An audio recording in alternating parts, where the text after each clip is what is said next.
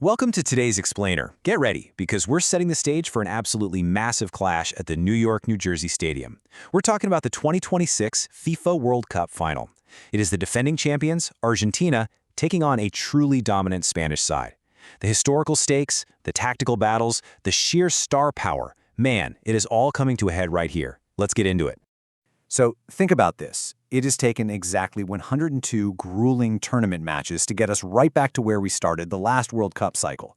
Argentina has survived literally every scare, from super tight matches against Switzerland and Egypt to a massive late comeback against England, just to get back to this final. And now, they've got a chance to be the first back-to-back World Cup champion since Brazil pulled it off way back in 1962. If you've been following along, you know exactly how exhausting this journey has been for them. But to actually make that history, Argentina has to answer one massive question. Can anyone actually stop the Spanish machine? I mean, Spain has been an absolute buzzsaw through this tournament. They've knocked out heavyweight contenders like France, Portugal, and Belgium. Their momentum is just terrifying right now, and they're arriving at this final looking, well, practically invincible. Section 1. Messi versus Lamine Yamal. This is a generational duality that feels almost scripted for a movie. You really couldn't ask for better human drama at the heart of this final. On one side, you've got the outgoing king on his final stand. Lionel Messi is 39 years old, he's playing in an incredible 6th World Cup, and remember, he spent 21 years of his life mastering the game in Spain. Then, on the other side, you have the rising 19-year-old prince Lamine Yamal. He's playing in his very first World Cup, and he is eyeing something completely unprecedented, a European Championship and a World Cup double before he even turns 20. To put that into perspective for you, Messi was already winning major trophies when Yamal was literally still learning to walk. But make no mistake, Messi isn't just surviving on his legacy here. The data proves he is actively dominating this tournament. I mean, he comes into this final as the Golden Boot leader with 8 goals in 7 matches. Plus, he's racked up 3 assists in his last 2 games alone. He doesn't need to run all match anymore, right?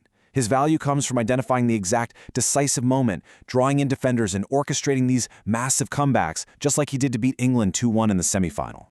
On the flip side, we could be witnessing Yamal's absolute coronation. Think about this. If Spain wins, he joins an incredibly elite 4-man list of teenagers to start and win a World Cup final. We're talking alongside legends like Pelé, Mbappé, Bergomi, and Moran.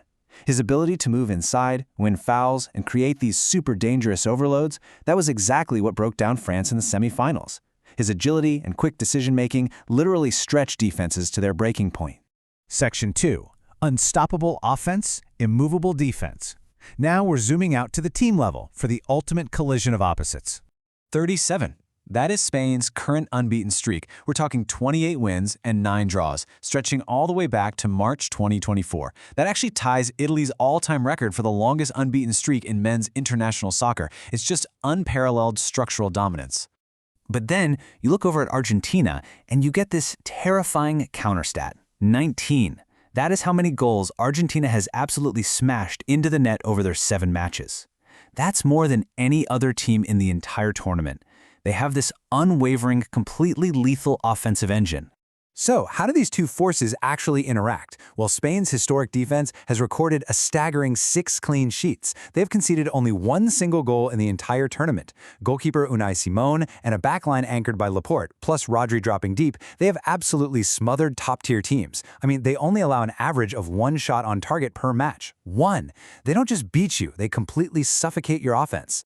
But here is the chilling statistic that proves exactly why Spain can never, ever relax. Exactly 50% of Argentina's tournament goals have arrived in the 75th minute or later. Half of their goals come when the opponent's legs are at their heaviest.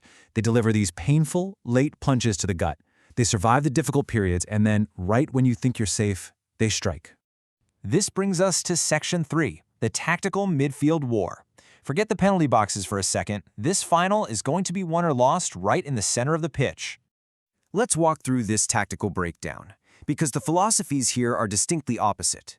Spain is built entirely on possession, control, and positional dominance. They basically want to pass you into submission, using Yamal and Dani Olmo. Argentina, on the other hand, they rely heavily on transitions and vertical passing. Their midfield is custom-built to win the ball back and immediately look for Messi or runners like Lautaro Martinez to launch a direct, lethal attack. And when we isolate the specific midfield engines clashing here, the contrast is just stark. For Spain, Rodri provides the absolute ultimate passing base. He dictates the tempo and forms this impenetrable shield alongside Gavi's counterpressing. But for Argentina, Enzo Fernandez and Rodrigo de Paul are total agents of disruption. They aren't trying to outpass Rodri, no way. They're trying to break his rhythm, transition the ball with lightning speed, and capitalize on any tiny spaces the Spanish press leaves behind. Which perfectly leads us to this quote from the tactical analysis. Their possession is also a defensive tool. It's so true. Spain defends by simply never letting you have the ball. If they have the ball, you obviously can't counterattack. By counterpressing immediately after losing possession, they completely limit Argentina's ability to even start those dangerous vertical transitions. All right, bringing us to Section 4, Final Predictions and Odds. How do the odds makers actually project this battle of titans to end?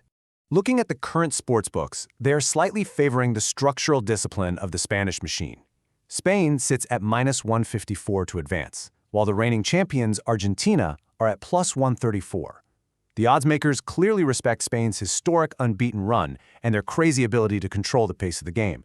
But for anyone watching at home, this incredibly tight margin basically means bettors are bracing for a coin toss. It's that close. However, when you look at the expert consensus from the analysts, it paints a slightly different picture. The overall prediction is a wildly tight, unpredictable 1-1 draw after 90 minutes. Why? Because while Spain is probably going to control the possession, Argentina has the experience and the emotional resilience to remain totally composed even when they're trailing. Experts believe this won't be decided by overall dominance, but by late-game management, substitutions, and Argentina's sheer comfort in high-pressure, chaotic situations. You know, things like extra time or the absolute heart attack that is a penalty shootout. Which leaves us with this final spectacular question to ponder before kickoff. Will Sunday be the coronation of a 19-year-old prince leading a brand new Spanish dynasty? Or will it be the ultimate, glorious final stand of the greatest player of his generation? The tactical board is set, the history books are wide open, and I really hope this explainer has you perfectly prepped for what promises to be an unforgettable World Cup final. Thanks so much for learning with me today, and hey, enjoy the match!